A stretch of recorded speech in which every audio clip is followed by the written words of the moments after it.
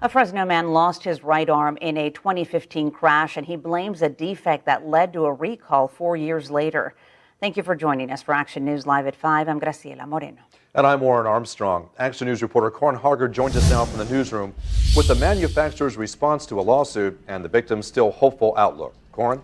Morning, Graciela. Donald Speed III lost his arm, fractured his pelvis, cracked 3 vertebrae, and lacerated his kidney. He lives with a high level of pain now, but he still wants to inspire people. Donald Speed wanted a motorcycle when he was turning 21 in 2015. His mother was not on board. She was like, no, you're not going to get a bike. So she went on the market to look for something safer, and she discovered the slingshot. Speed got a slingshot for his birthday, and he loved it until about 2 months later. Now he's suing the manufacturer after he alleges the steering locked up on him one day as he drove along Herndon Avenue in northwest Fresno.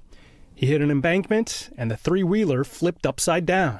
I didn't know how bad it was until the firefighters came on the scene and then cut off my clothes, and then I seen his look, and once I asked him how bad is it, he told me that I'm probably gonna have to get it amputated. Speed needed more than 3 months to learn how to walk again, and he sued Polaris, the company making slingshots.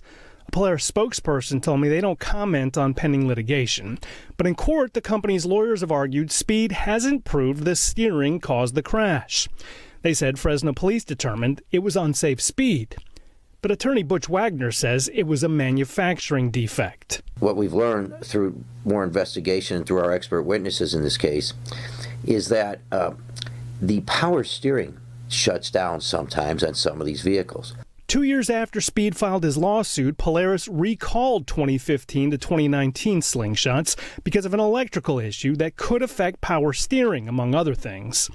Speed hopes the company will take responsibility for his injuries. But in the meantime, he's working with kids at Torres High School in Madera and using his experience to show his football players they can overcome just about anything. Don't take life for granted. Like, you need to be able to see the world in its greater form. Like, of course there's down moments, but there's a greater purpose for you. And some other drivers who claim they had steering trouble on their slingshots will testify at the trial, which is scheduled to start in May. From the newsroom, Corin Haggard, ABC 30 Action News.